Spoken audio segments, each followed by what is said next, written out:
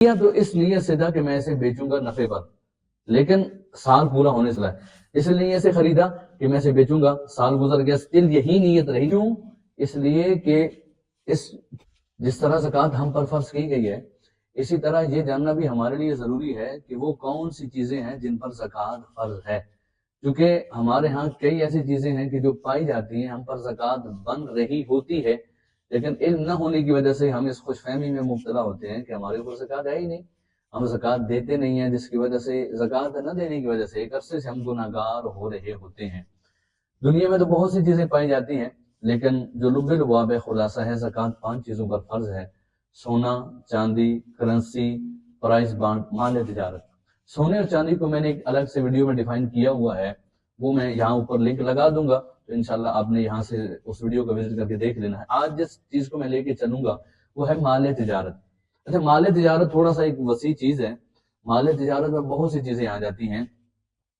2 سے 3 4 چیزیں ایسی لوں گا کہ جو ہمارے ہاں بہت زیادہ ہیں، تو ہم اس کے متعلق علم بھی حاصل نہیں کرتے، اور جو ہے وہ پتہ بھی نہیں ہوتا کہ ہماری اس وجہ سے زکوٰۃ ہم پر لازم ہو رہی ہے نہیں۔ مختصر سی چیزیں، ایک ہے جائیداد، جسے دوسرے لفظ میں پلاٹ بھی کہہ لیں،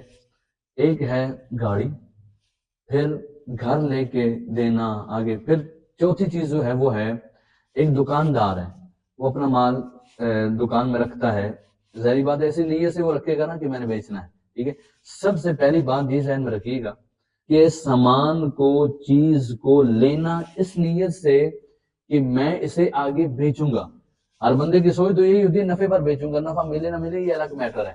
لیکن اس نیت سے چیز کو لینا کہ میں اسے بیچوں گا، پھر اسے سٹل یہی نیت رکھنا کہ میں بیچوں گا بیچنے تک، تو اس چیز پر زکوٰۃ لازم ہوتی ہے۔ جیسے کسی نے پلاٹ لیا اور اس نے یہ نیت کی تھی کہ پلاٹ میں نے لیا ہے، اسے میں بیچوں گا فائدے پر، نفع پر، اس کی اگر بعد میں نیت بدل جاتی ہے نا، کہ لیا تو اس نیت سے تھا کہ میں اسے بیچوں گا نفع پر،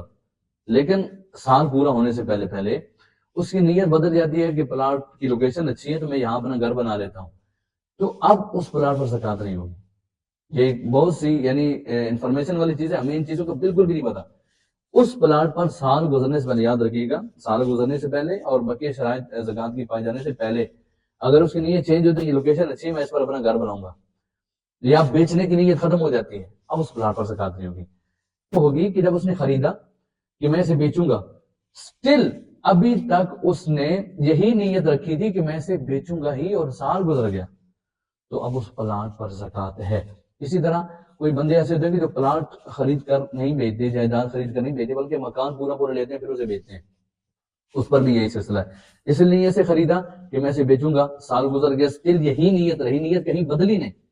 تو اس پر بھی زکوٰۃ ہوگی۔ دوسری بات یہ ہے اسی جائیداد کے متعلق، کسی بندے نے پلاٹ یا گھر لیا بیچنے کے لیے، بلکہ بیچنے کے لیے نہیں لیا، اس نے اپنے گھر لیا رہنے کے لیے اور پلاٹ لیا گھر بنانے کے لیے، بعد میں اس کی نیت بدل جاتی ہے کہ یار اس کے پیسے اچھے مل رہے ہیں تو نفع اچھا مل رہا ہے تو لہٰذا میں اسے بیچ دیتا ہوں، اس پر بھی زکوٰۃ نہیں ہوگی۔ کیوں؟ اس لیے کہ اس کے لیے لازم ہے لینا اس نیت سے کہ بیچوں گا، لینا ہی اس نیت سے کہ بیچوں گا، اور سٹل نیت یہی رہنا، پھر سال گزر جانا، پھر اس پر زکوٰۃ ہوگی۔ اور اسی طرح جو بات میں نے کہی گاڑی، بعض لوگ گاڑیوں کا کاروبار کرتے ہیں سیل پرچیز کا، ان کے لیے بھی یہی چیز ہے۔ آپ ایک ہی کلیہ ذہن میں رکھیں کہ انشاءاللہ بہت سی چیزیں اس میں حل ہو جائیں گی۔ گاڑی اس نیت سے خریدی کہ میں اسے بیچوں گا، اور بیچنے کے بعد پھر پورا سال گزر گیا تو بکی نہیں بکی، بلکہ پورا سال گزر گیا تو اس گاڑی پر زکوٰۃ ہے۔ اس میں ایک چیز بھی ذہن میں رکھیے گا کہ جب آپ زکوٰۃ نکالیں گے، زکوٰۃ نکالنے کے لیے آپ آپ کے اوپر اگر کچھ قرضہ ہوگا اسے لیس کریں گے، پھر بقیہ جو بچے گی 52.5 تولہ چاندی کی قیمت اگر اتنی بنتی ہے، یا 52.5 تولہ چاندی کی قیمت جو نیٹ پر سرچ کر لیں گے اتنی بنتی ہے تو وہاں پر زکوٰۃ ہے۔ کچھ سمجھ نہ آئے تو نمبر یہاں چل رہا ہوگا، آپ مجھے پرسنل بھی رابطہ کر سکتے ہیں، انشاءاللہ تشفی بخش جواب دینے کی کوشش کی جائے گی۔